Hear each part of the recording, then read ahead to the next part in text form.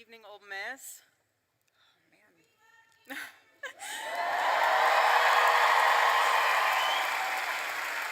Love you guys, too. Oh, it's hard not to cry after watching that. I haven't seen that portion of him saying that video since that day happened. But Charlie, when he came onto campus, he loved to immerse himself in the culture of the campus that he was in. And so, from word on the street, you guys have a chant out there. I hear it's a good one. It's hotty toddy.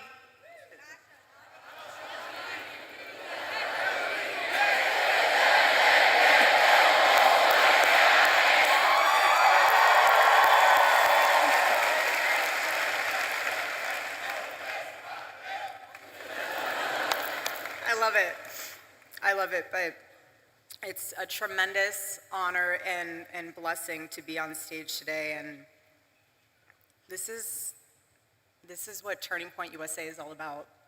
This is what the future of our country is all about, and I want to thank you all also on a personal level for all of your prayers and all of your support, not only for our family, but for the Turning Point USA family, which includes all of you, especially those that are students, a part of the Turning Point USA chapter at Ole Miss. So I love you guys, truly. This whole,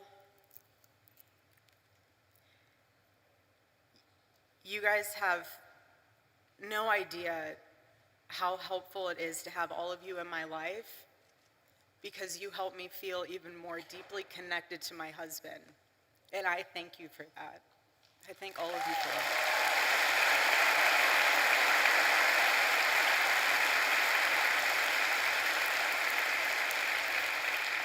And I say that also because you guys are the heartbeat of Turning Point USA. You're the heartbeat of this organization, and every time we were at an event, especially one that Charlie was speaking at, he would always ask beforehand, he would always ask Mikey or the team, he'd say, who in the audience is a Turning Point USA chapter leader or chapter member? And whenever there was a student there, he would stop everything before the event and he would sit down with them.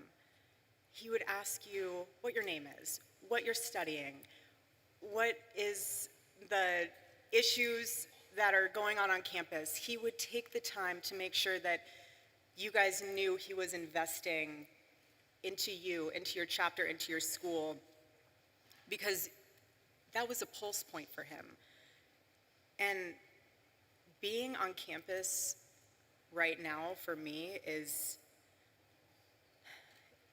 a spiritual reclaiming of territory. And let me explain that, because there is a lot of symbolism in today. It's Wednesday, 7 weeks. And the more that I am coming to grips with the permanency of this nightmare, the more that I'm starting to realize and witness that the enemy, he doesn't want you. He wants your territory. He wants your influence. And when our team asked my dear friend, Vice President J.D. Vance, to speak today, I really prayed on it, because obviously it's a very emotional day. But I could just hear Charlie in my heart. I could just hear him say, go reclaim that territory, babe. Go. The battle's already won. God's love conquers. And that's why I'm here today. I'm here because this moment, it can either be your breaking point or your wake-up call, essentially your turning point, if you will. And at this moment, every single one of us has a choice to make, whether we stand for freedom or we're just gonna fall for everything else. But I want to encourage you, especially the students here, find your voice. You are the courageous generation. That's what you are. All of you. Gen Z, you are the courageous generation. Hear me when I say that. My husband believed that to his core. That's why he went on campuses. That's why he was trying to reach you. You are the courageous generation. Own it. Make him proud. And students beyond Ole Miss, if you are pursuing a chapter on your campus, harness this amazing opportunity to advocate for something that you truly believe in. And express it in the most articulate way of what exactly you're advocating for. You're advocating for America, you're advocating for freedom of speech. Because our chapters on high school campuses, I love it. Charlie was so excited when he named the programs for high schools. He said, we're gonna name it Club America. Because he goes, who could hate that name? It's the perfect name, Club America, and he loved it. Who could be against it? And I want you to know that if you are trying to start a chapter, I'm with you, we're with you, Charlie's with you. You have an arsenal of Turning Point USA staff members that are with you.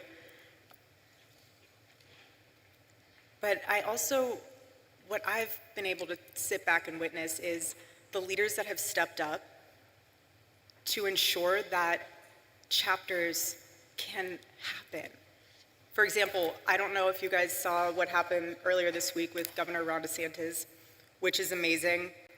I want to give him a massive shout out because he said, we're announcing a partnership with Turning Point USA. We want to make sure that all high schools in Florida, anybody in a high school that wants to start a Club America chapter will be able to do that. There will be no impediments to that, and certainly no discrimination.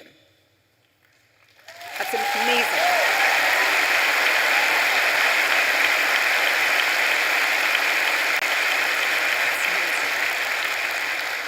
And then also, Governor Youngkin.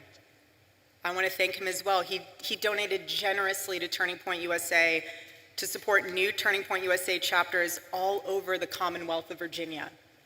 How powerful is that? It's amazing. I'm so grateful. So when I heard that, I just looked up and I was like, all right, Charlie, 2 down, 48 to go. I see you. But Club America and Turning Point USA chapters, if you're wondering what those values are, it's life, liberty, and the pursuit of happiness, and that's what our country was founded on. And when you succeed in establishing that chapter, I want to commend you because that experience will leave a mark on you that will influence every choice that you make for the rest of your life and generations to come. Earn your voice. Charlie loved the word earn. Earn your voice. This is about your legacy. Each one of you in this room, everyone watching, when you earn your voice and you stand up for what is right, that is a part of your legacy, your family's legacy, just as much as it is a part of Charlie's legacy. Don't forget that. Don't ever forget that. Because if there's one thing I've learned, especially being with Charlie for the past 7 years, it's that the hope we're looking for is not found in Washington, it's not found in media, it's right here. All of you, this is the hope. And he saw that. He saw that.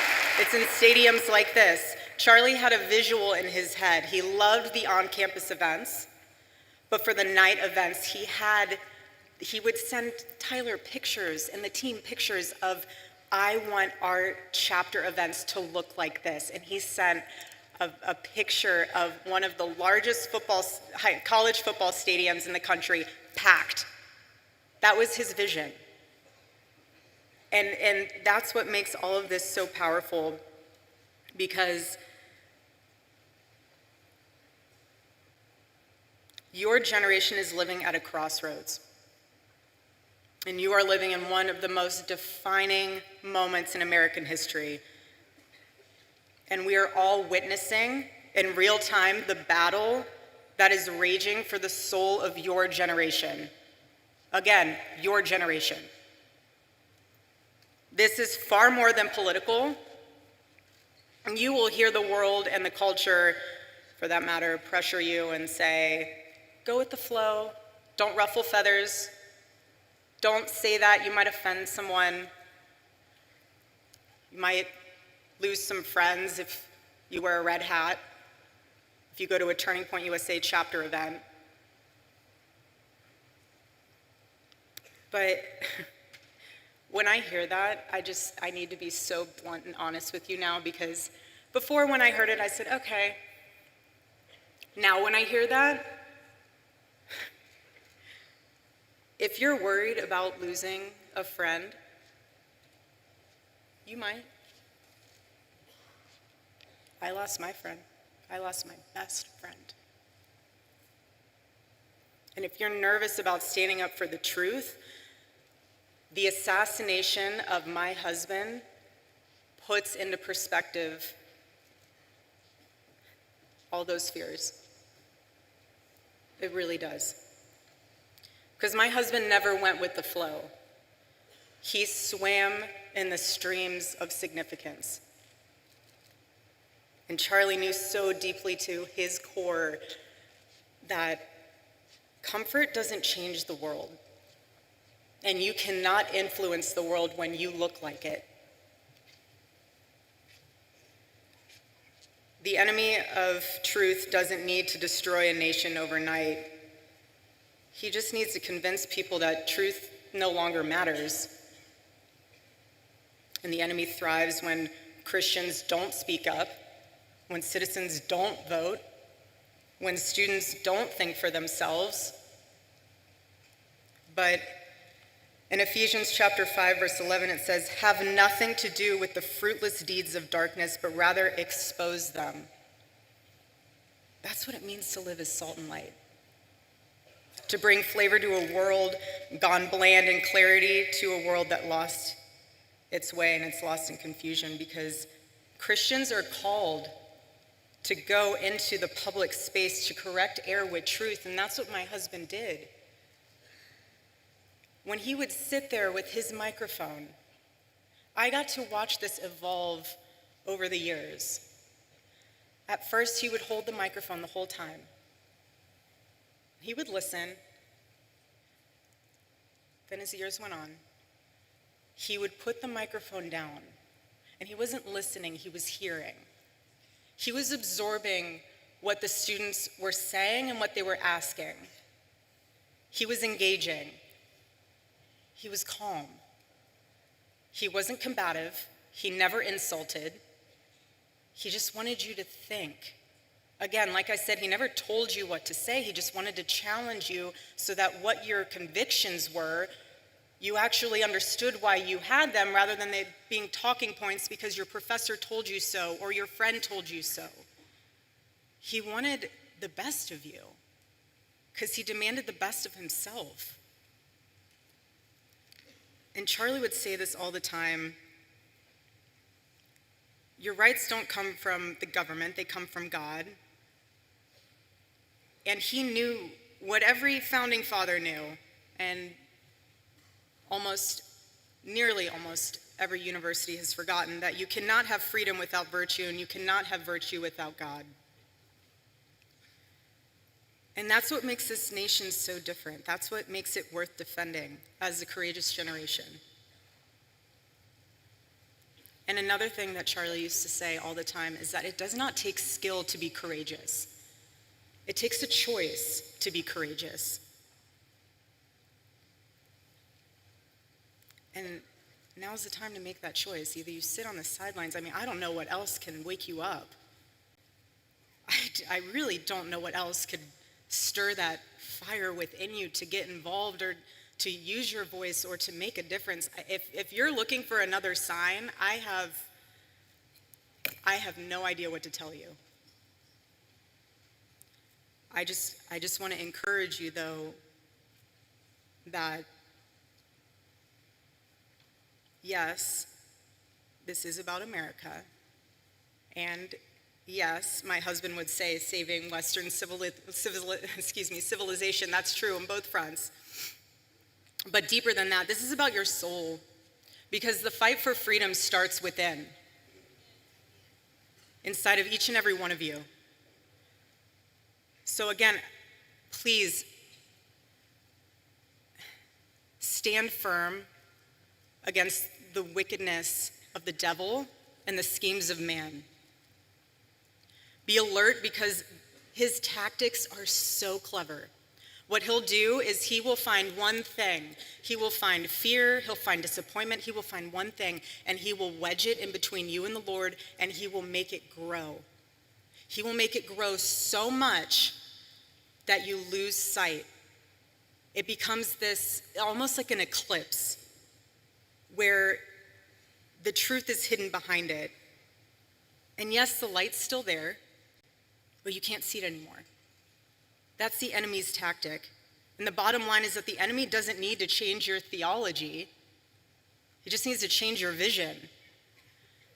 And if he can get in your head and blur your vision and distort your vision, he'll do whatever he can. But what the enemy forgets, though, is that the presence of a shadow is proof that there is light. He forgets that. And Charlie's murder might seem like we're standing in a shadow, as if death was the victory meant for the enemy, but looking around in this arena, you are proof that this light of truth burns so brightly. So brightly.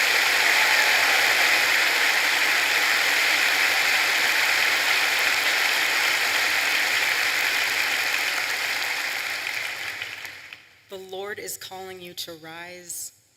Please hear me when I say that courageously. He is. Do not be afraid. It is so easy to be afraid, but we are commanded to not be afraid. And when you take that stand, it will encourage and inspire someone else to do the same. Whether that is someone in your circle, whether that's a family member, whether that's someone you never even met before because they saw you posting something on social media. You can't change a nation if you're enslaved to fear. And you can't call out corruption if you're still chained to comfort. And you can't stand for truth if you first do not kneel before the Lord.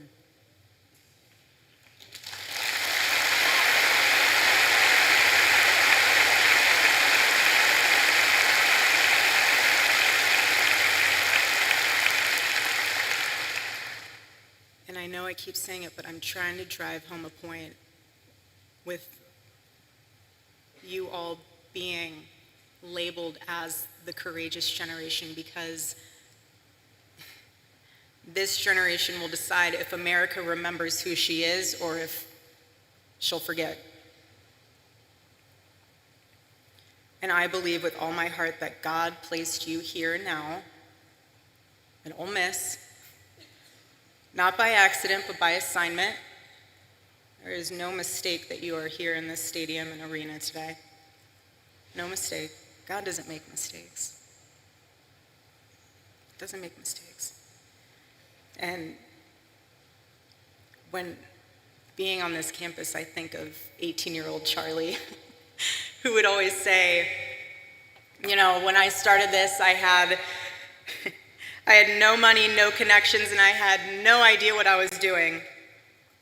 But what he did know what he was doing was that he was obeying the Lord. He was obeying what the Lord had placed inside of his heart to fight for. He did.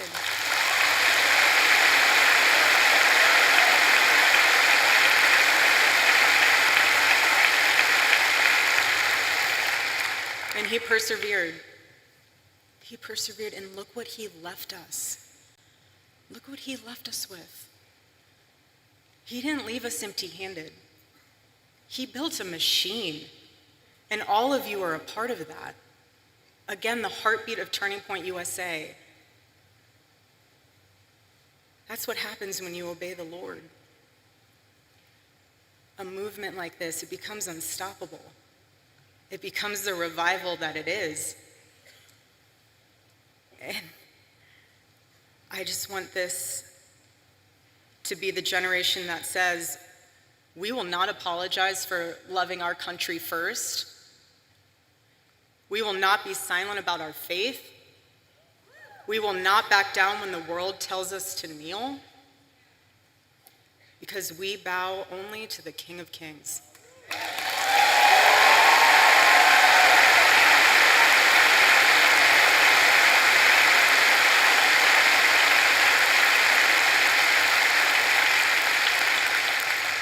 And it's from him that we rise. I personally still believe in America. I still believe in her founding. I still believe in her future. I don't care if people think it sounds crazy, but I still believe that our nation can heal. But we can't save a country that we're too afraid to defend. We can't.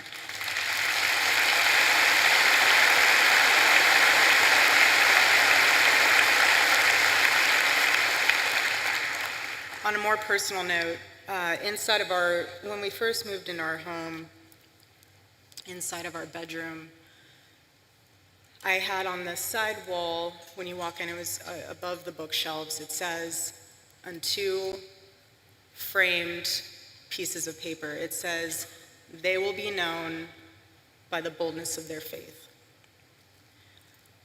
And when I hung that, as many women can attest to this, when you hang things, you see them all the time, you just kind of go about your life.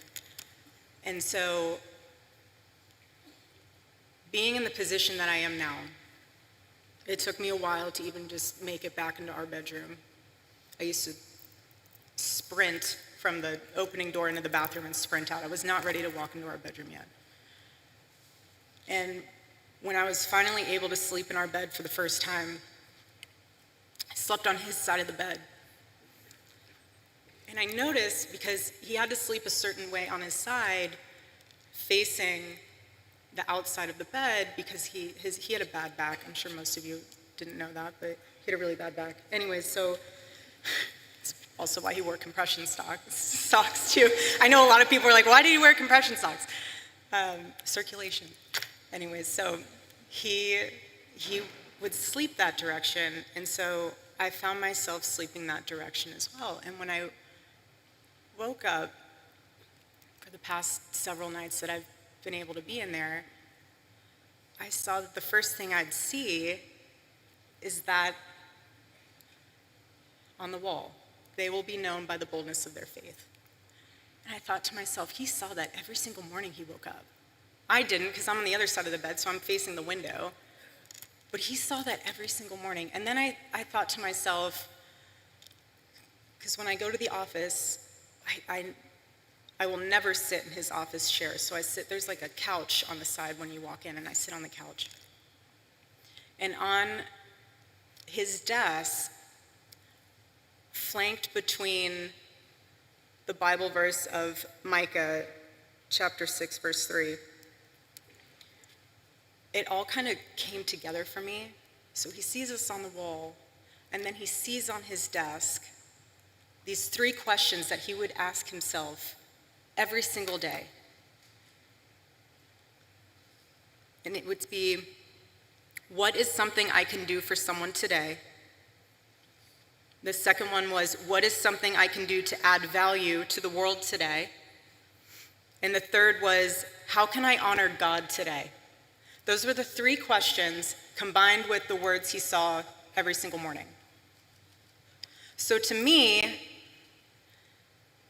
seeing on his desk, that was him suited up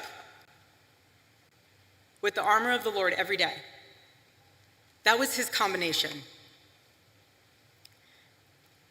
And what I'm realizing with that is those were the action points of how to have courage.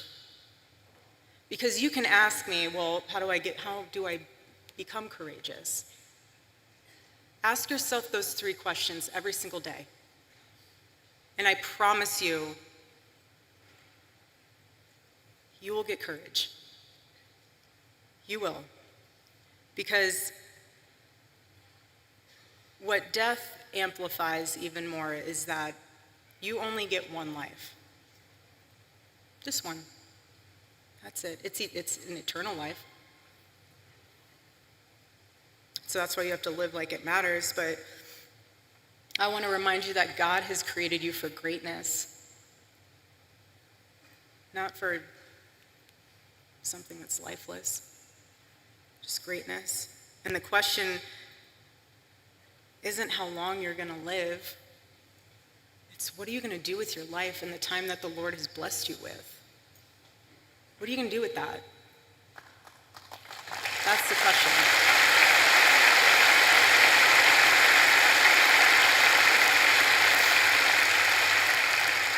And when you get to the end of your life, will the Lord be proud of what you stood for? Will you be able to say that you ran the race, that you fought the good fight? Or will you realize that you wasted your time that the Lord has blessed you with chasing after things that didn't even matter? Hold that into perspective. And remember, being the courageous generation that you are, stand up for the truth, defend life, love your family fearlessly, love your spouse fearlessly, love this country, defend her, and serve our God. And don't think that it's someone else's role to do it. You do it. You do it. Do it for Charlie. Do it for Charlie.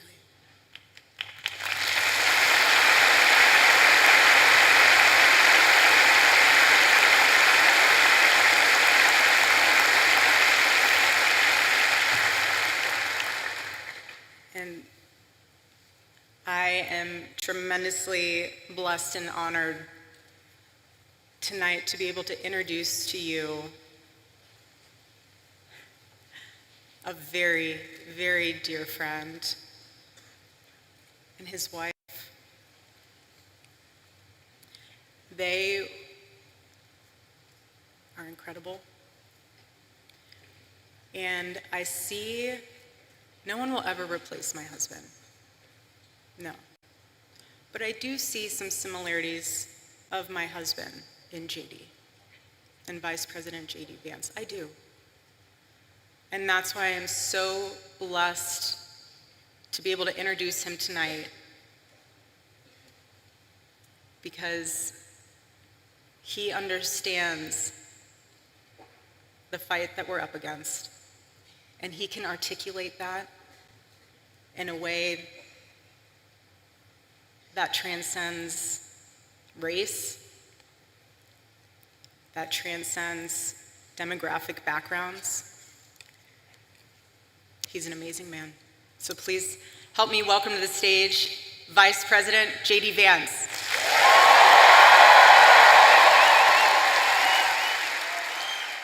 I am honored to introduce a friend of mine, somebody that I have just been so thrilled to see ascend American politics. His story is uniquely American. Growing up in poverty, difficult circumstances, serving his country honorably and heroically in the United States Marine Corps, being an America First champion in Congress, and somebody who I know will bring this vision to make America great again. Join me in welcoming JD Vance, everybody.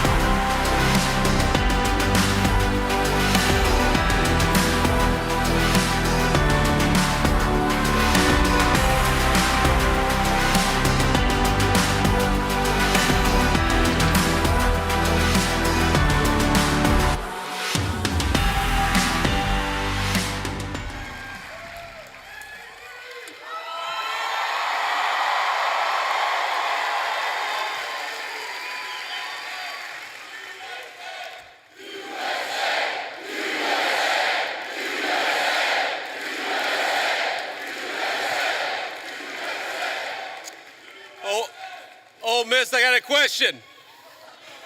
Are you ready?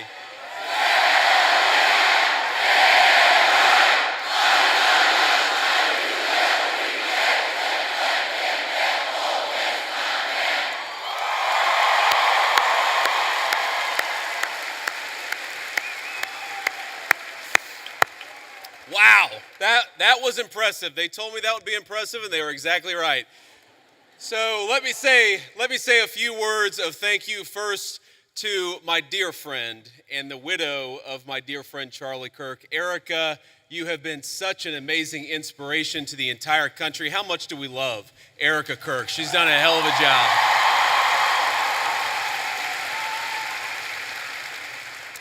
I want to thank, we have a couple of Mississippi senators here. We have both Senator Roger Wicker and Senator Cindy Hyde-Smith. Thank you guys for being here.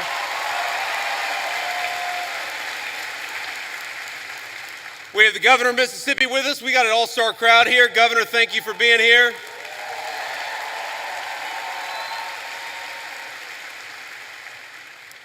And most importantly, we have got over 10,000 students from across Mississippi. We are proud to have you, and we know that you are the future of Charlie Kirk's legacy. So thank you for being here.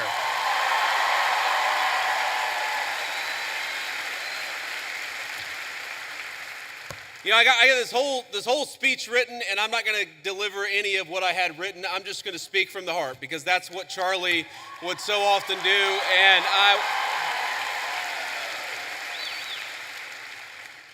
you know, when I think about what we lost 6 weeks ago, it feels like forever ago when I was in a meeting in the West Wing, and one of my staff members came in and said that Charlie had been shot, and then I looked at my phone and I saw all the text messages and realized that my dear friend had been very seriously injured. Now, in the West Wing at that time, we actually thought that Charlie had a chance. We didn't know that he was eventually going to pass away. There were initial reports from the medical team that maybe things were going okay, and of course, eventually Charlie took his last breath and went home to be with his Lord and Savior.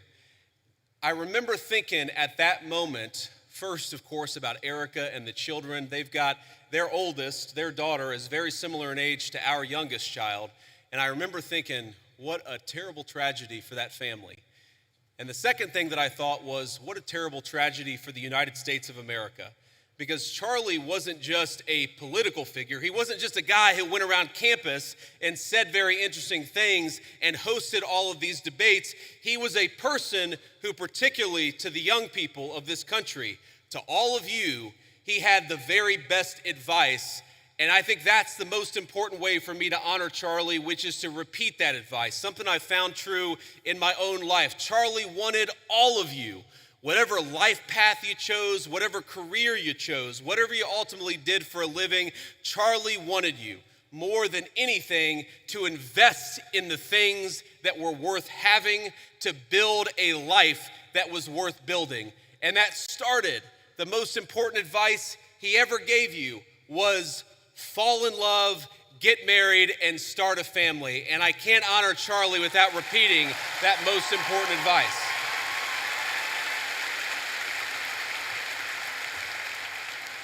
Now, most of you are probably too young to have found the person you're going to spend the rest of your life with. Some of you are lucky enough to have found that person already. But I will tell you, if you're as lucky and blessed as I have been, it hits you like a ton of bricks. And I found that person in my lovely wife, Usha, our second lady, who is here with us today. She's sitting in the audience somewhere, I don't know where. But I love you, honey. And have children. That's something Charlie also always told. I grew up in a generation. I'm 41 years old. I'm a millennial. And if you're being uncharitable, you would call me a geriatric millennial, which I really hate. I really hate being called a geriatric millennial, but here I am at 41 talking to all of you like I've got great wisdom. Here's the thing. The one regret, the only regret that I really have in my entire life, and I've made plenty of mistakes, but the one regret that I have is that, frankly, I wish we had started having kids sooner. Because when you're a young father, you realize what an incredible blessing they are, but they're also very exhausting. And I know here at Ole Miss, we like to party a lot. And I know at Ole Miss, occasionally some of you will have a few drinks on a Friday or Saturday, or hopefully not a Tuesday night, but I'm sure that happens from time to time here in SEC country. But here's the thing, when you go out until 3 in the morning and wake up at 6 a.m. for class, the thing that I have learned in my old age is that incredible energy, God actually meant it for another purpose, and that purpose was to help take care of a family. So while you're young, have those babies if you're able to. That's something Charlie said all the time.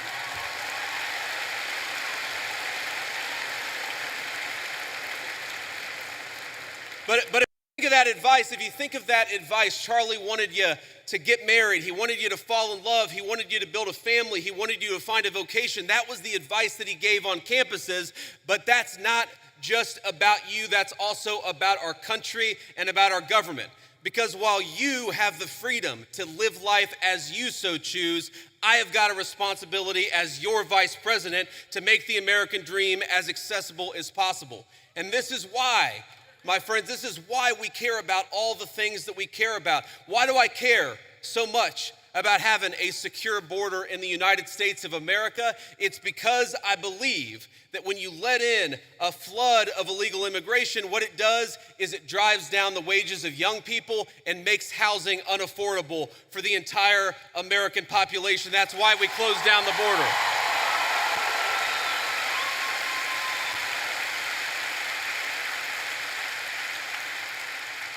The left will say our immigration policy is about hating immigration, hating immigrants. We don't hate anybody. We love our fellow citizens, and because we want them to have the American dream, we shut that border down the very first day that Donald J. Trump was the President of the United States.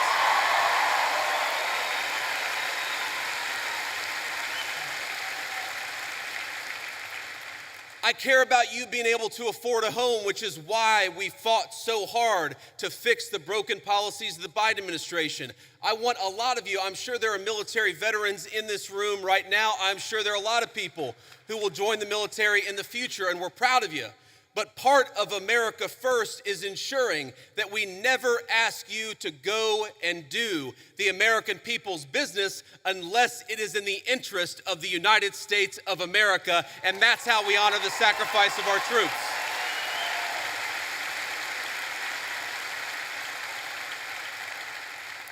And that's why, my friends, that's why we care so much about free speech, as Charlie lived and died for the basic principle that we ought to be able to talk about our differences, we ought to be able to debate them, and we ought to have faith that the best way to make sure that the best idea wins is to actually just have a discussion.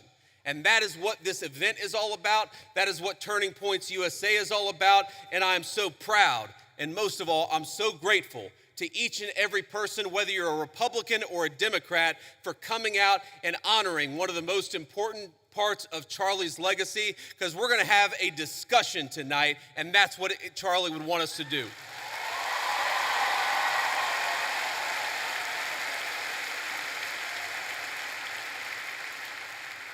Now, I want to get to questions, and I want to leave plenty of time for questions, but I want to make just a couple of final points about Charlie's legacy in politics. The most important thing about Charlie is that he was a great husband and a great father. Erica told me probably 12 hours after Charlie had been pronounced dead, she was just absolutely devastated. She was unable, if you've ever known anybody who's grieving, sometimes they're unable to even hold a single thought for more than a few seconds. And what Erica told me, and I'm going to get a little emotional, is that she said that Charlie never yelled at her, he never cussed at her, and that to me is a great legacy to leave as a husband and a father, for your wife to be able to say that my husband was always good to me and Charlie was a good man.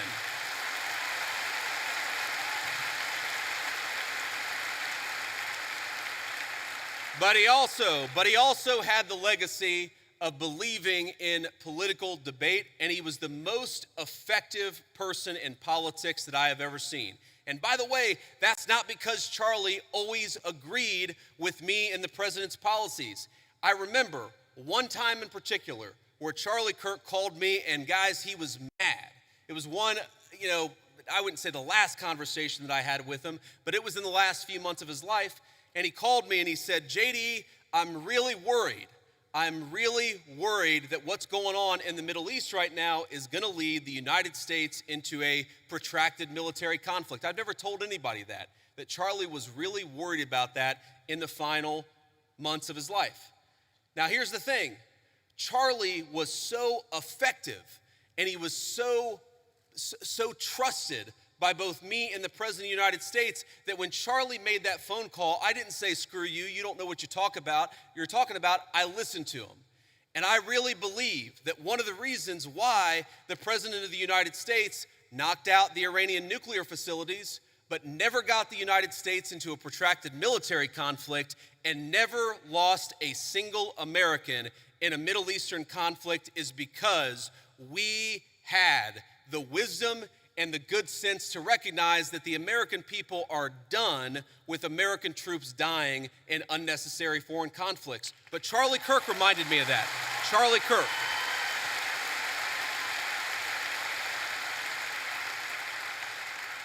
So that was a great moment for our country. It was a great moment for my friendship with Charlie Kirk, because friendship is not just about telling everybody what they want to hear. It's not just about agreeing with everybody all the time. It's about having the trust in another human being that you can tell them they're wrong and actually encourage them to change their mind. Or in that case, not necessarily even tell us that we were wrong, but make sure that we were thinking about all the options. And of course, under the president's leadership, we were doing exactly that. But Charlie was so good at that.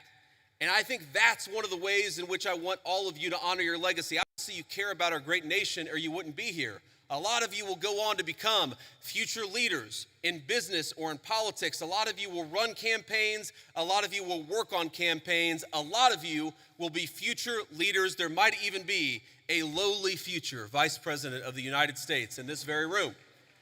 But here's the thing that I want all of you to remember.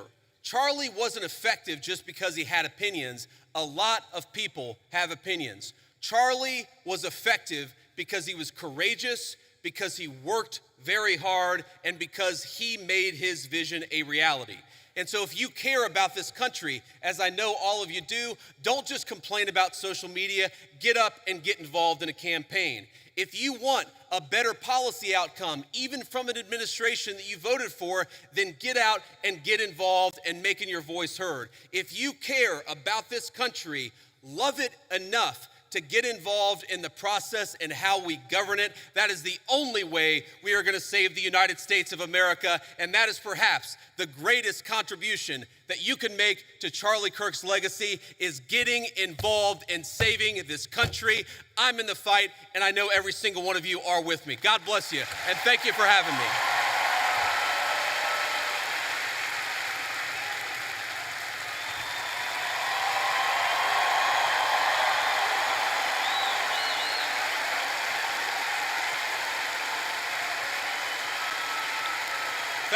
Thank you. But hey, please, I appreciate that, but we're not even halfway done. So here's, I don't know what you're saying, but it sounds awesome.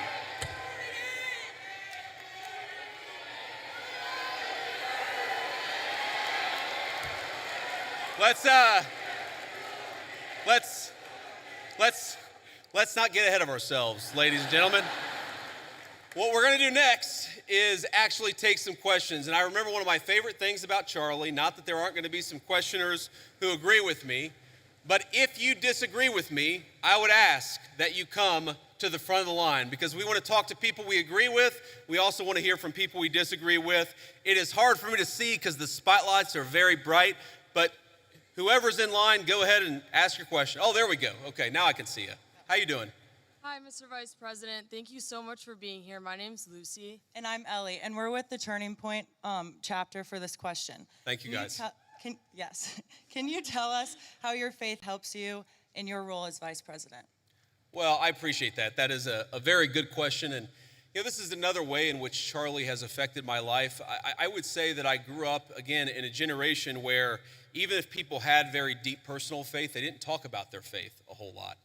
And I grew up in a country where you just didn't hear political leaders talk about their faith, but the reason why I try to be the best husband I can be, the best father I can be, the reason why I care so much about all the issues that we're going to talk about is because I believe that I've been placed in this position for a brief period of time to do the most amount of good for God and for the country that I love so much. And that's the most important way that my faith influences me is we all get a limited opportunity to make a difference. And if you believe as we believe, you believe that God, you believe that Jesus Christ has a plan. And sometimes we don't understand that plan. By the way, one way I don't understand that plan is why my friend lost his life 6 weeks ago. Sometimes I get pissed off about that.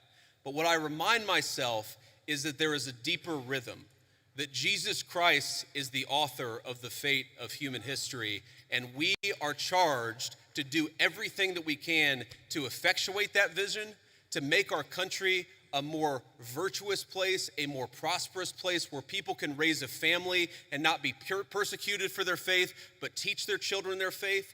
That recognition that all of us have a duty. And I have two very important duties as Vice President of the United States, to the American people and to God, and that's the most important influence my faith has on me. Thank you.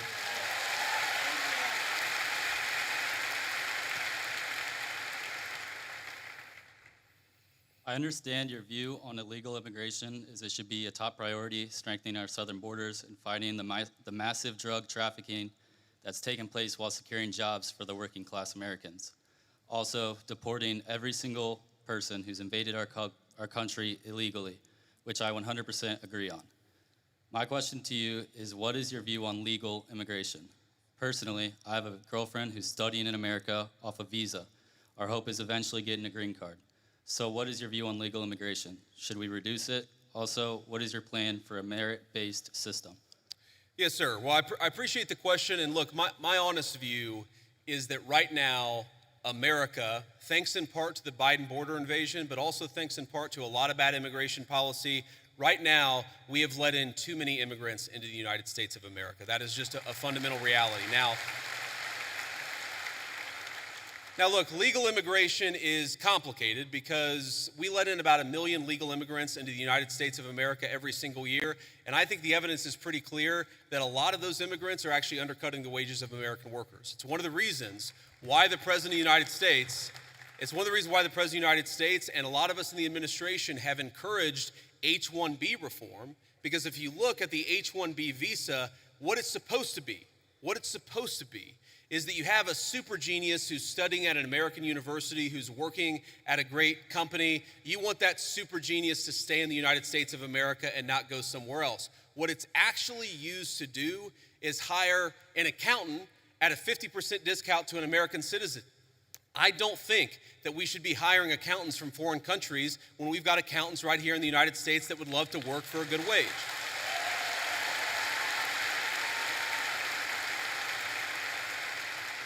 Now, you asked about, I think, your girlfriend, you said, and I obviously don't know the full details about your situation, but my view is, look, there are people who want to come to the United States of America, and some of them, I'm sure, can enrich the United States of America by coming here, but we have got to get our overall numbers way, way down.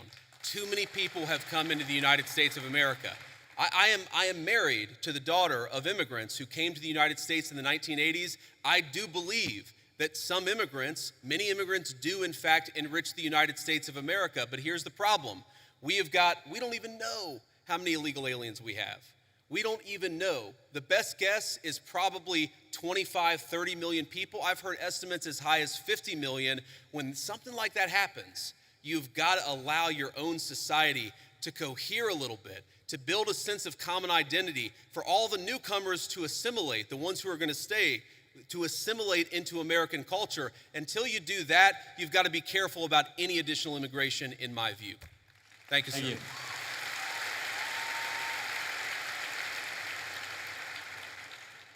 Hello, I have a question about Israel and Trump's policy towards it.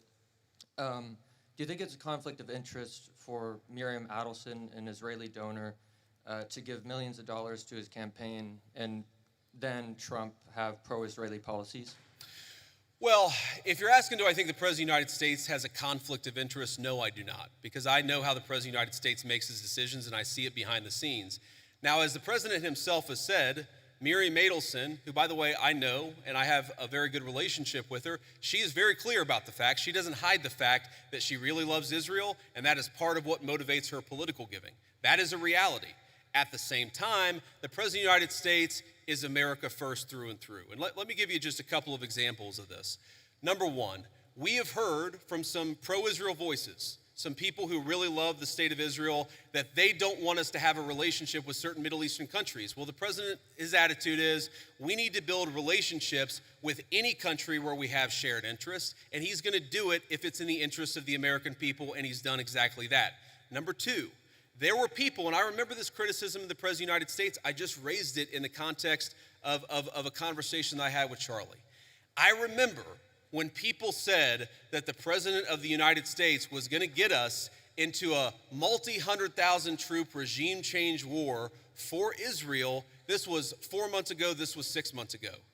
Now, the people who accused the President of the United States of wanting to get us into a regime change war for Israel, I wonder if they stepped back and said, you know what, we were wrong about that, because the President of the United States did not want to get us into a regime change war for any other country. He wanted to knock out a nuclear facility and get everybody back home, and that's exactly what he did. So I understand there's some frustrations out there, but I think the President of the United States, more than any president of my lifetime, is willing to stand up to anybody if he thinks it puts the interests of the American people first. Thank you. Hello, Vice President Vance. How you doing? Good. I have a question. Do you condone large private corporations such as Palantir hoarding data caches on U.S. citizens? No, I don't condone it. And here's the thing. So I get asked about Palantir a lot because there's this internet meme out there that somehow I am super in bed with Palantir. And here's the thing that I'd say about this. Palantir is a private company. They sometimes do a useful service, and sometimes they're going to do things that we don't like. You should be demanding that your representatives do two things when it comes to Palantir or when it comes to any other technology company. Number one, protecting your data. What's going on with artificial intelligence is going to mean that there are massive inducements to steal your data, to harvest it, and to use it against you to sell digital advertisements. That is not what I believe in, and I've been fighting against it, whether it's Palantir or any other technology company, literally before I ran for office. When I ran for office, I was criticized by Republicans in my Republican Senate primary because I was talking then about Google and Facebook harvesting our data. It's unacceptable. I don't care who does it. I don't want them to do it. Number two, and this is also very important, what's going on with artificial intelligence, we got to be worried about large-scale surveillance, okay? Everything, when you asked about Palantir, do you know that every time you make a credit card transaction, the credit card companies are collecting data on how you spend your money? Do you know that every time you linger over a link on the internet for more than a half second, the search engines are collecting data on you so that they can sell you advertisements? One of the biggest questions for American policy over the next 10 years is how to ensure that you are a sovereign citizen. And you cannot be a sovereign citizen if any private corporation or any government can steal something from you that belongs to you. Yes, sir. Thank you. Thank you.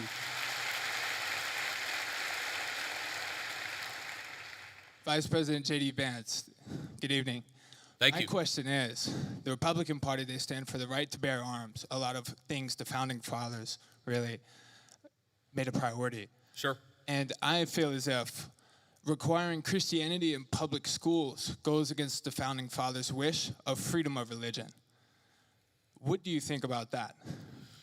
Well, I guess, who is saying that we require Christianity in public schools?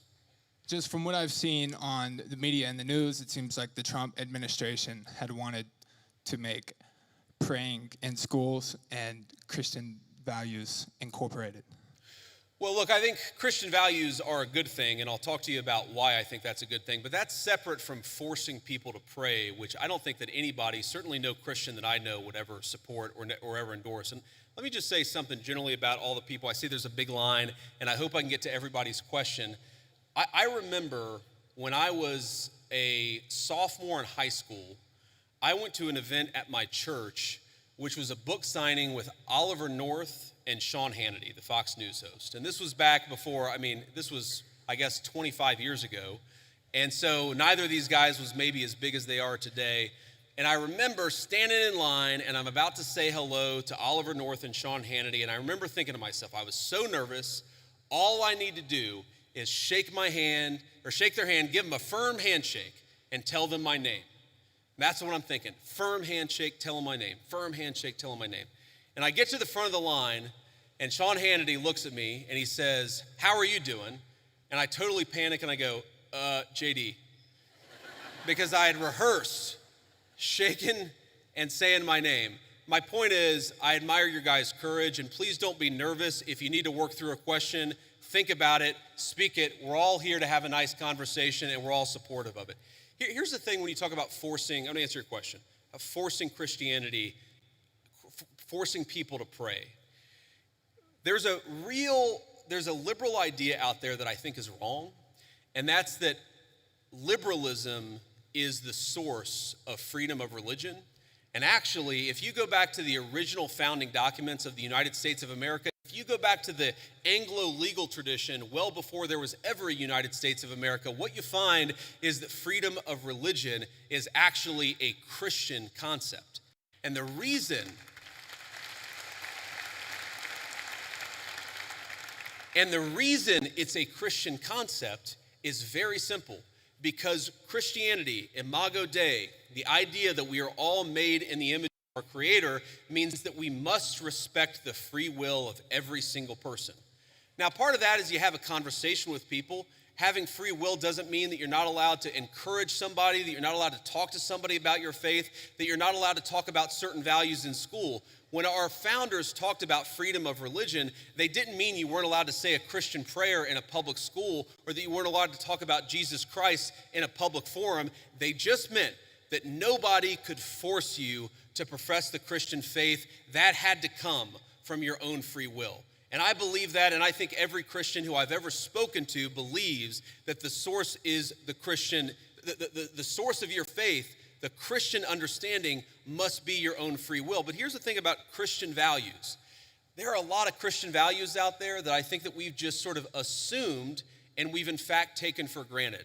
Christian values are the idea that you should respect every single person as an individual, whatever the color of their skin, created in the image of God. That's a Christian concept. And in fact, it was a Christian empire, Great Britain, that abolished slavery to begin with. The idea that we should eliminate child sacrifice. What did the Christian settlers find when they came to the New World? They found a lot of civilizations that were murdering babies in weird religious rituals. It was Christianity that said we don't kill children just because they're somehow inconvenient to people. A lot of the things, human rights, the very idea that human beings have rights are a Christian concept. And so I'd ask you, my assumption based on the question is that you're skeptical of Christianity, or at least of certain public professions of Christianity. One of my favorite Bible verses is, "By your fruits ye shall know them." And I think that the fruits of the Christian faith are the most moral, the most just, and the most prosperous civilization in history. I make no apologies for believing that Christianity is the pathway to God. I make no apologies for thinking that Christian values are an important foundation of this country, but I'm not going to force you to believe in anything because that's not what God wants and that's not what I want either. So, Go ahead. for the school system, do you agree that there should be Christian implementation, or do you think that school system should be neutral and be focused on science, literature, reading, writing, arithmetic? Well, I reject the idea that anything is purely neutral. Okay, there are, for example, let's take a basic scientific fact, and this is a little spicy. I'm not trying to make this too controversial, but take the basic scientific fact of, can you take a pill to change your biological gender? Okay, now that's something that 15 years ago, quite literally, every single scientist in the Western world would have said, absolutely not, that's crazy, and now people will. I think the premise of your question, I don't totally share it because I don't think perfect neutrality is possible. What is it? You talk about history.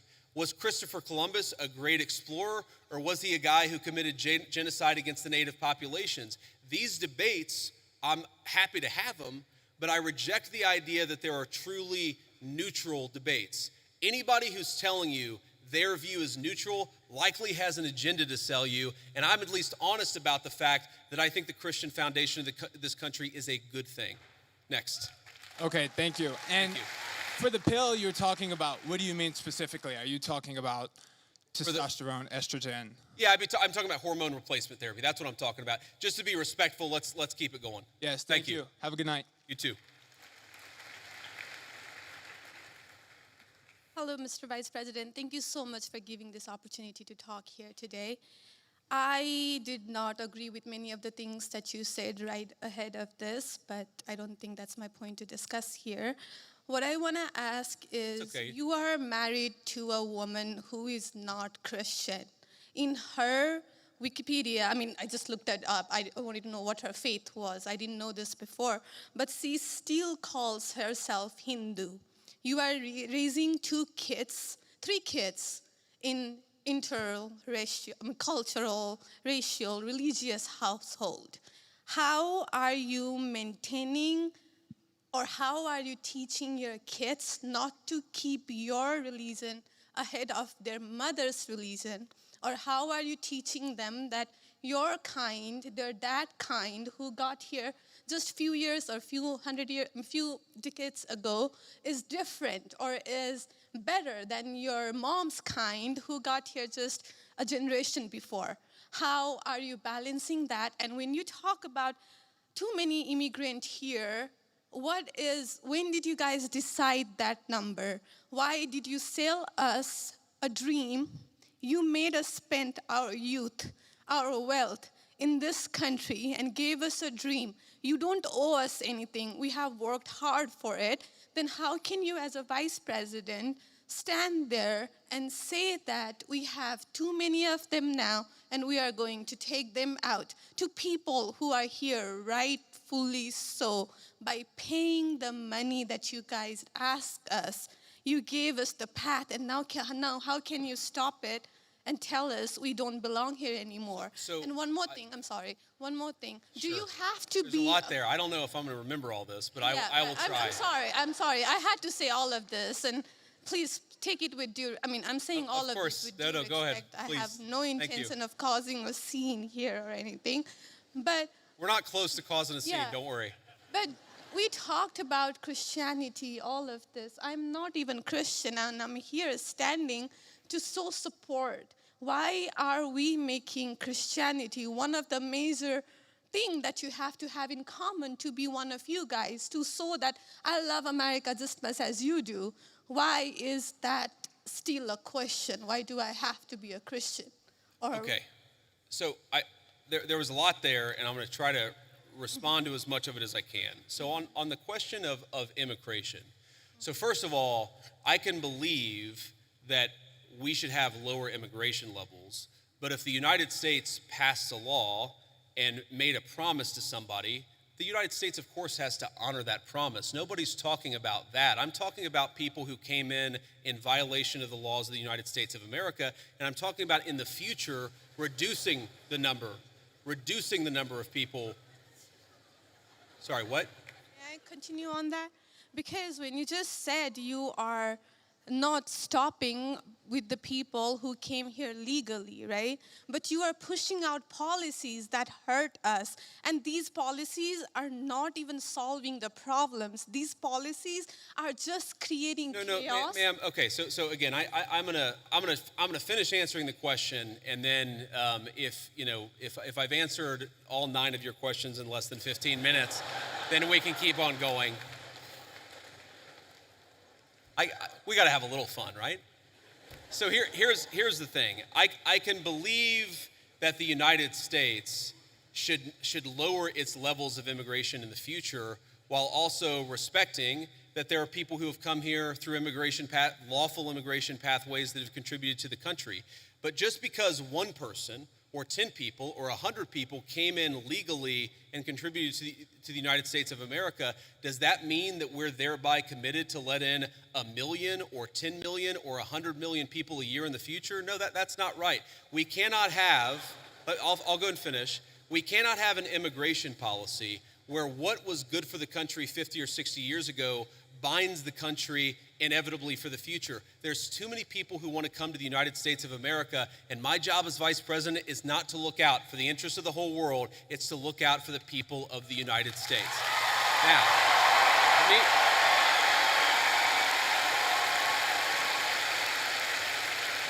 Now, you asked a personal question about our interfaith household.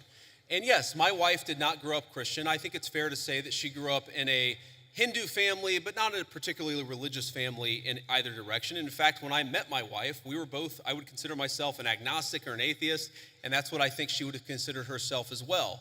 You know, everybody has to come to their own arrangement here. The way that we've come to our arrangement is she's my best friend. We talk to each other about this stuff. So we decided to raise our kids Christian. Our two oldest kids who go to school, they go to a Christian school. Our 8-year-old did his first communion about a year ago. That's the way that we have come to our arrangement. But, thank you. My 8-year-old was also very proud of his first communion. Thank you, guys. I'll tell him that Ole Miss wishes him the best.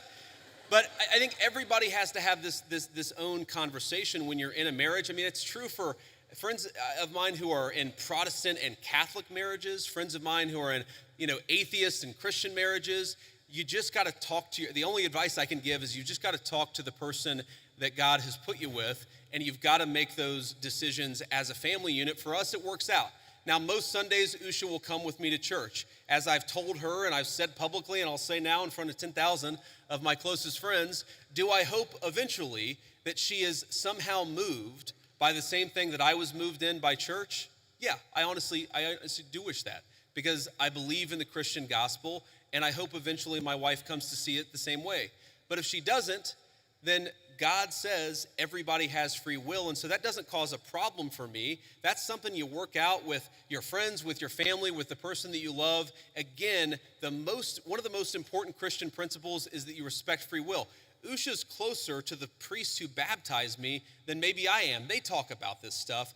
My attitude is you figure this stuff out as a family, and you trust in God to have a plan, and you try to follow it as best as you can. And that's what I try to do. I want to make a final point.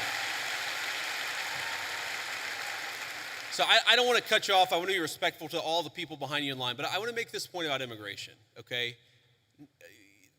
If you ask the question, what is the exact right number of immigrants for the United States to let in, it is just very specific on the context. If you go back to the 1920s, the United States passed an Immigration Reform Act that effectively cut down immigration to close to zero for 40 years in this country. And what happened over those 40 years? The many, many people who had come from many different foreign countries and different foreign cultures, they assimilated into American culture. And there was an expectation that they would assimilate into American culture. I think we have two problems in our immigration system today. And my guess is you're probably a slightly more leftist political persuasion, liberal political persuasion, maybe not. But here's the thing. I remember back in my establishment GOP days, when I was still very early getting involved in Republican politics, I remember a conservative think tank person who told me that one of the reasons why immigration was really good is that if you had enough diversity in a country, people would mistrust each other and they wouldn't join labor unions. Okay? So when I see a lot of left-wing people who theoretically support organized labor saying we need to flood the country with a limitless number of immigrants, they're unwilling to set any limitations on it. My response to that is you are destroying the very social trust on which American freedom and prosperity was built. And that is really important to me. So the honest answer to your question, what is the exact number of immigrants America should accept in the future? Right now, the answer is far less than we've been accepting. We have got to become a common community again, and you can't do that when you have such high numbers of immigration, which is one of the reasons why we have the immigration policy we do. Thank you. Next.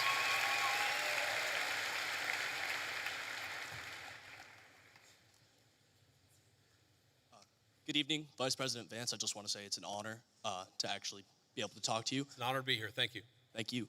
One of my biggest questions is, I feel like one of the biggest problems that America is facing today is that ever-growing social political divide, and we're seeing this on the Republican and Democratic side, but we've seen that a refusal to cooperate with the other side has led to some major issues, including right now the government shutdown, and I wonder, as the party in power, what are your plans to address that issue towards reaching that olive branch out to the other side to actually come to an agreement on how to go forward with our government?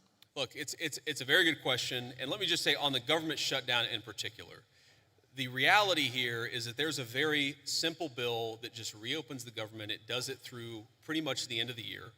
That got every single Republican in the House of Representatives to support it, and then it got 52 Republicans in the Senate and 3 Democrats in the Senate to support it. But because of weird Senate procedural rules, it requires a 60-vote threshold. So on that issue in particular, when you have every single Republican with like 2 exceptions in both houses of Congress, I feel pretty confident. I know that I'm partisan. I know I have an R next to my name, but I feel pretty damn good saying the shutdown is the Democrats' fault because we voted again and again to open it.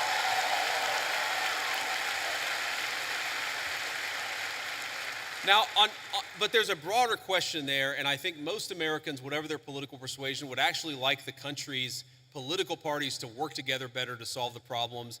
And look, and I agree with that. And my approach when I was in the United States Senate was to try to find some issues where we could agree with the other side on and try to work with them on it.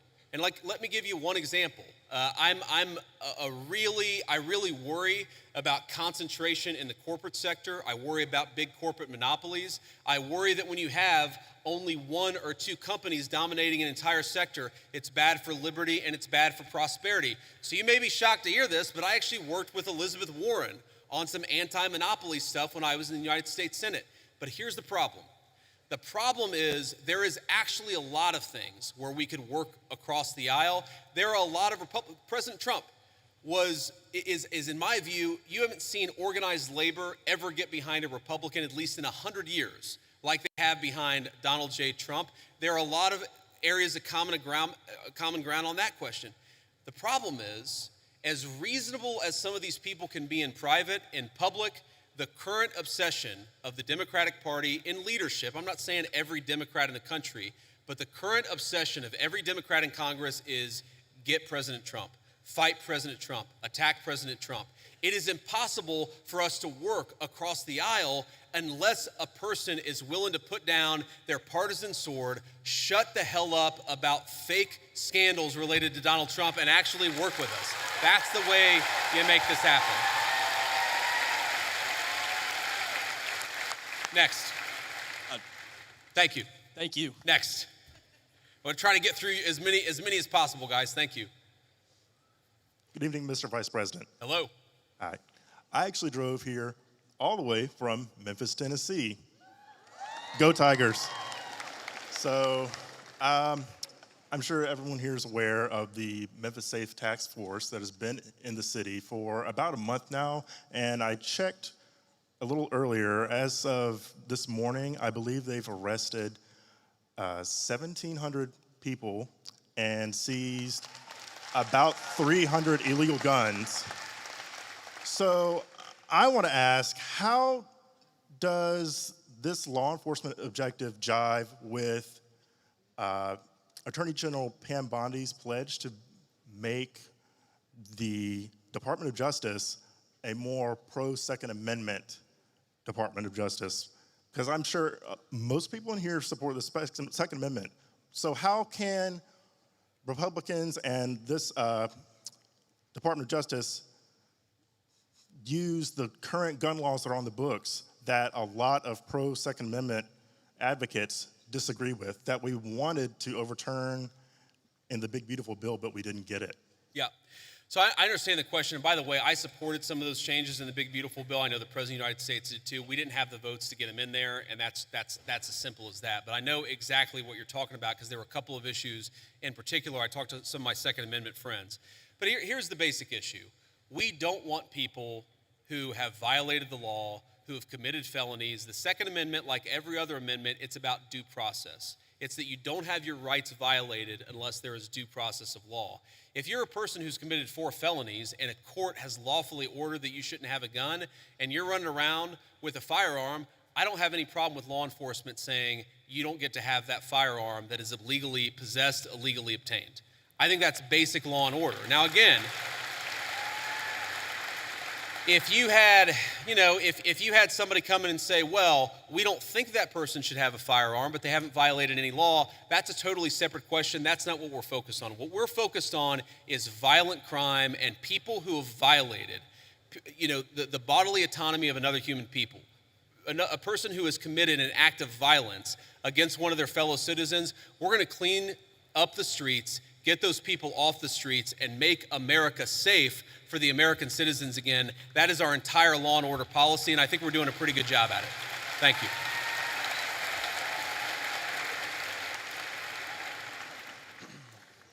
Thank you for the opportunity to speak. I'm a Christian man, and I'm just confused why that there's this notion that we might have owe Israel something, or that they're our greatest ally, or that we have to support this multi-hundred-billion-dollar foreign aid package to Israel to cover this, to quote Charlie Kirk, ethnic cleansing in Gaza. I'm just confused why this idea has come around, considering the fact that not only does their religion not agree with ours, but also openly supports the prosecution of ours. Yeah, so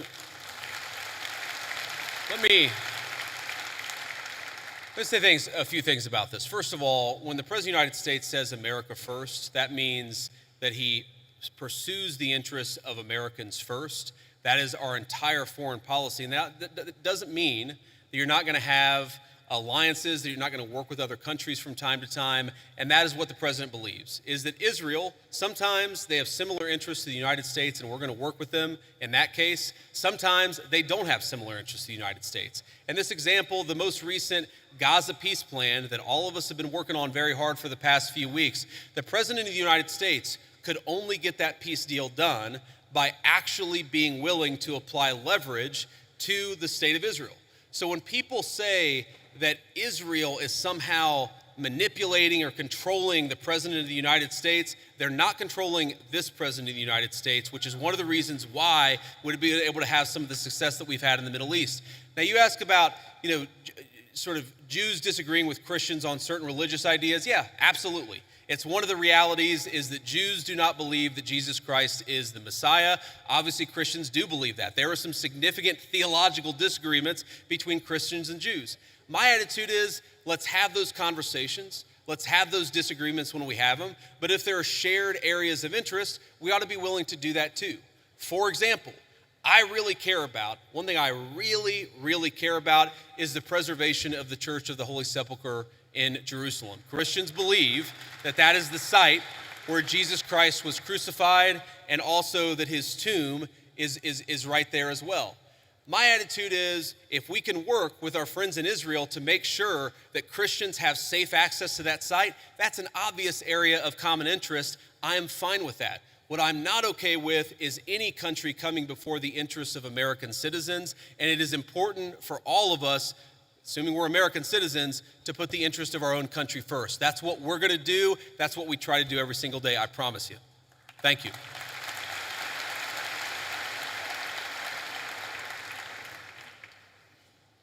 Hi, Mr. Vice President. I'm the president of our pro-life organization here at Ole Miss, Rebels for Life.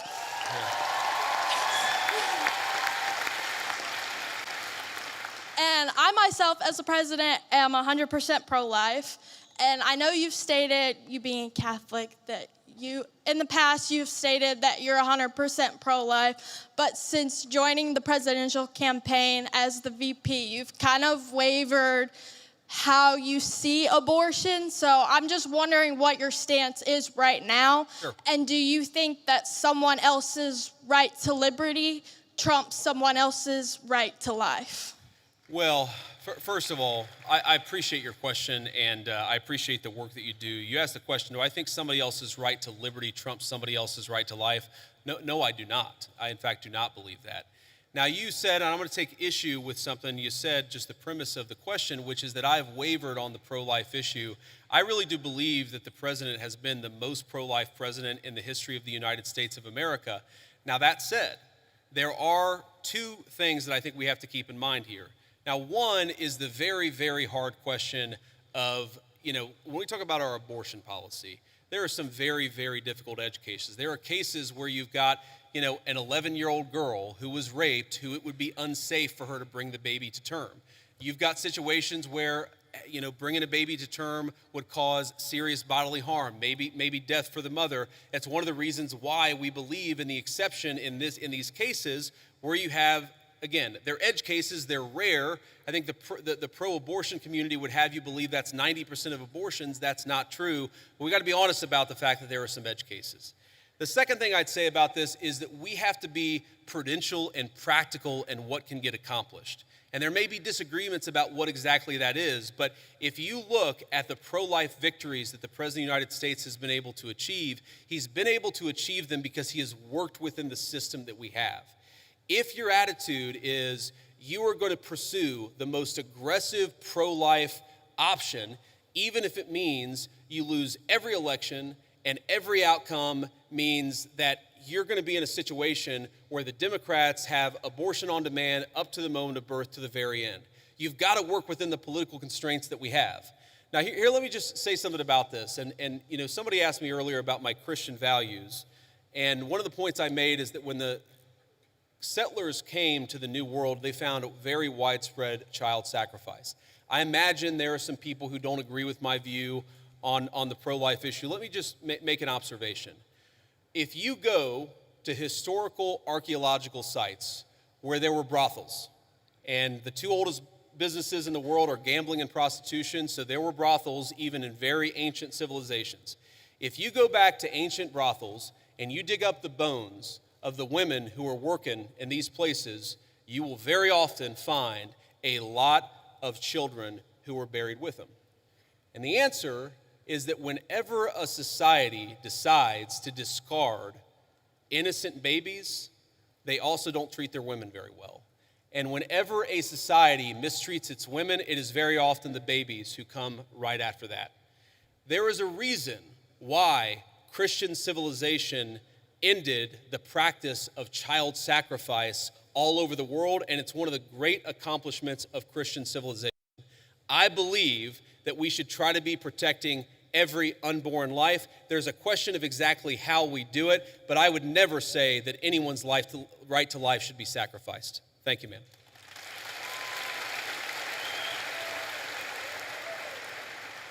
First, I just have to say I'm thrilled to hear you articulate Christian values on a stage like this and to remind us that things we take for granted and things we value so much have a Christian origin. So thank you for that. I really mean that. However, so much of liberalism, by the way, so much of the far left is a sort of, if you really pay attention to it, it's a kind of perverted version of Christianity.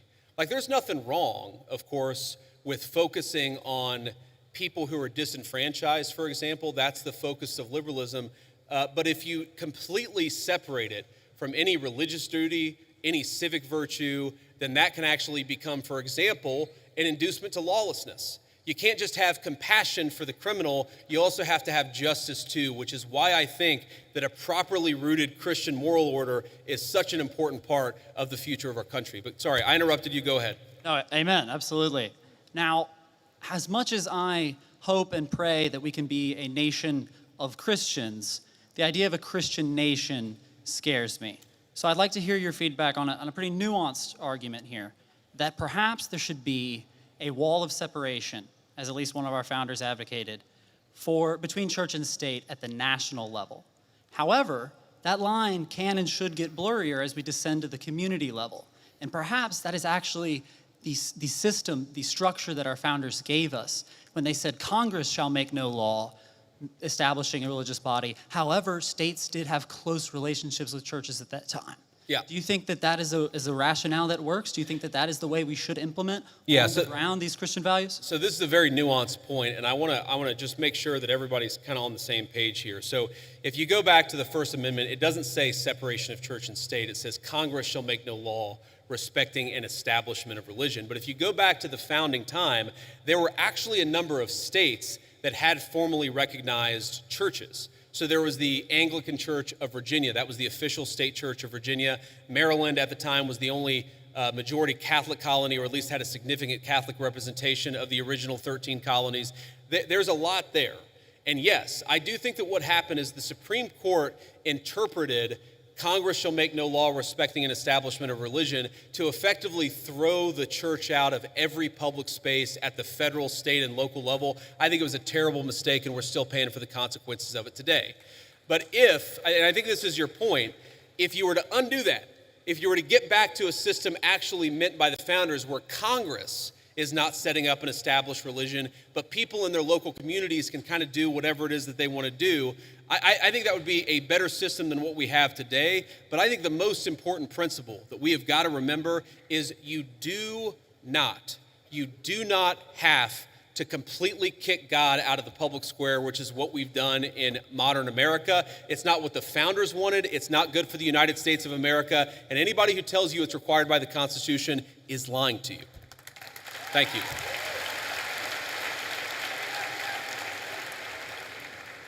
Hello, JD. How you doing today, man? Good. How you doing? In the wise words of Ricky Bobby, I don't know what to do with my hands. Don't feel bad. Neither do I half the time, man. Okay. First off, yeah, laugh it up. Okay, first off, I just want to say I am a huge supporter of the Trump administration. I was 3 months too late to vote for you guys, but if I could have, I would have. So I'm a huge supporter of you guys before I make my argument. But there is something you guys are doing that is kind of disturbing me a little bit. Okay, go ahead. Thank you. You guys have sent the military into Washington, D.C. and a few other cities that I can't think of off the top of my head, which first off, they've had wonderful results. Like no one can deny the results of that. It's wonderful. Some might even say the greatest. I'm a comedian. I like this guy. Who is this guy? Thank you, JD. I like you too. Now he's gonna ask the question about all the shit that we did wrong, but that's okay. Go ahead and ask your question. But yeah, I'm just wondering, well, it's not necessarily something you did wrong, but it's what could someone else do wrong? Let's say we get a complete tyrant in office, and let's say Turning Point USA is having a huge protest against something really bad that we don't like, and let's say he's a president is saying that it's getting violent. How can we? I'm trying to think. My mind's kind of blank. What is the difference between what you're doing and how could we prevent someone from abusing that power? Yeah. So look, I understand where the question is coming from, and I think it's a fair question. And it's going to sound like I'm being sarcastic, and it really is not meant in any offense.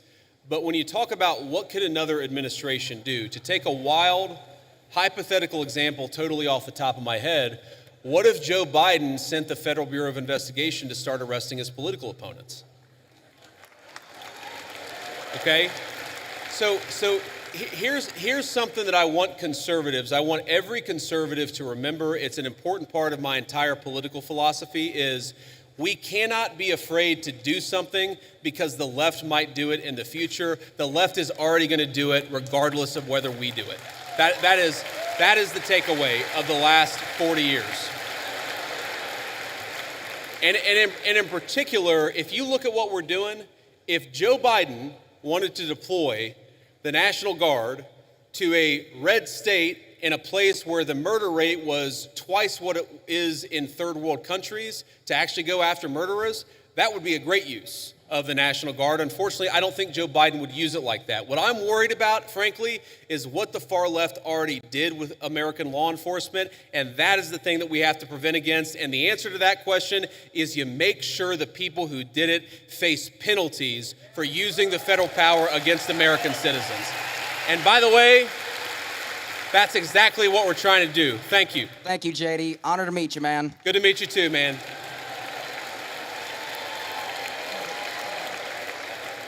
This will be the last question. Ricky Bobby, 2048. That's who I'm voting for.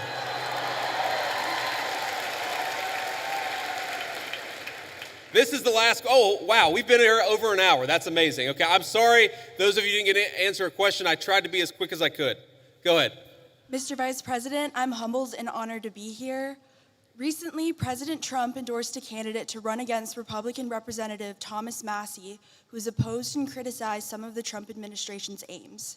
How would you address those who fear that principled disagreement or independent thinking is discouraged within the party because of how it can be framed as a betrayal instead of as internal accountability or an opportunity for debate and negotiation? So it's a very good question. And let me say, this one is hard for me. And the reason it's hard for me is because Thomas Massie and he's one of the first people that ever reached out to me about my book or about political office. I've known Thomas Massie well before I ever got involved in politics. Thomas's wife died well, maybe it was a year and a half ago, 2 years ago. It was a little while ago. She died very unexpectedly, was a very sweet and kind woman, and I was probably one of the first people that called Thomas to offer my condolences. I think the problem with Thomas, and I've told him this in private, and now I guess I'll say it in public, is it's one thing to disagree with the party on a particular issue. It's one thing to to have your independent stand on a number of questions. And by the way, some of the stuff where Thomas Massie has been independent against the Republican Party, I've agreed with him with. Thomas and I worked together during 2023 where I was trying to stop the limitless flow of American money to Ukraine, and Thomas was one of the people I was working closest with it. But that's one thing. Being independent, having your own opinions is one thing. Voting against the party on every single issue, you're eventually going to make too many enemies. And that is the problem that Thomas has had. It's not one issue, it's not 3 or 4 issues. It's that every time that we've needed Thomas for a vote, he has been completely unwilling to provide it. That is why the President of the United States has trained his ire on Thomas Massie. It's because we can never count on him for some of the most difficult votes. I wish that weren't the case. I say that as somebody who's known Thomas well before I got into politics, but politics is politics, and when you always vote against the party, you can't expect the party to actually back you. That's the reality. So, let me say just a couple of final things before I hit the road here. And one, it has been such an amazing honor to be with all of you this evening. I want to say 2 things.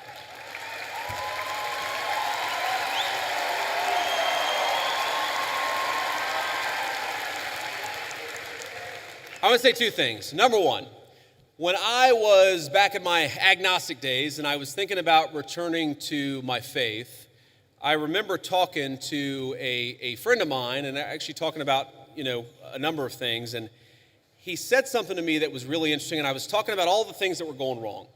I was looking to the future. I was talking about everything that was broken in the world. And I said to him, things are just really, really dark. And he stopped me in my tracks. He said, JD, you're right. There are a lot of things that are really dark out there, but despair is a sin. Now, I know not all of you are Christians, but for the Christians out there, I think that it is very important to remember that despair is actually a sin. It's okay to disagree. It's okay to criticize. It's okay to think that things aren't going well with a particular issue, but we are called to never give up hope. But I think one of the critical lessons of Charlie Kirk's life to his dying breath, this was a man who never lost hope in his Creator and never lost hope in the United States of America. So let's remember that and carry that forward as a way to remember.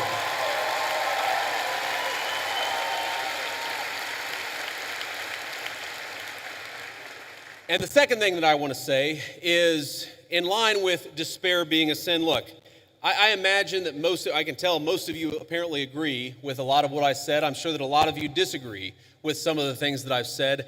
That's okay. We don't need in our political movement people who agree with us on every single issue. We got a couple of questions about Israel. We got a couple of questions about the National Guard deployments.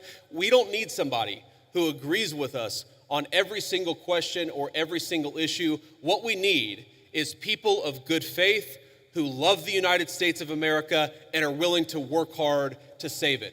So when you look at all the accomplishments, you look at the accomplishments of the last 9 months. We inherited the worst border crisis in the history of the United States of America. We shut down the border, and net immigration is 2.5 million lower today than it was in 9 months. That means the total number of people that have been sent out of this country is 2.5 million. We have 2.5 million fewer illegal immigrants than we had. That's a great accomplishment. We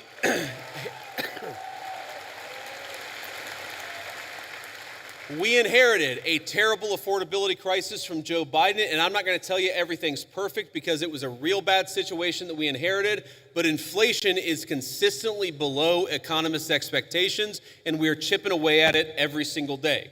We inherited an economy where we had the largest trade deficit in the history of the United States of America. In 9 months, Donald Trump's tariff policies have cut the American trade deficit by over half. That means we're making more of our own stuff, and we're actually employing American workers to do it. And all that is to say that very often, Charlie Kirk would call me and he would say, not attaboy, but he would say, do more, do more, do more. And I listened to Charlie because he was a dear friend and because I knew that he loved this country. My point is, the best way in your life to honor Charlie Kirk's legacy, it's not to despair, but to hope in the future of this country. If you disagree with something, then get involved in the movement to save this country. If you think that we could be doing more, then pick up the phone and get involved in the effort to change our minds and change the future of the United States of America in the process. My friends, the rebels of Ole Miss, despair is a sin. Do not give in to despair. Let's keep fighting to save the United States of America. Thank you and God bless you.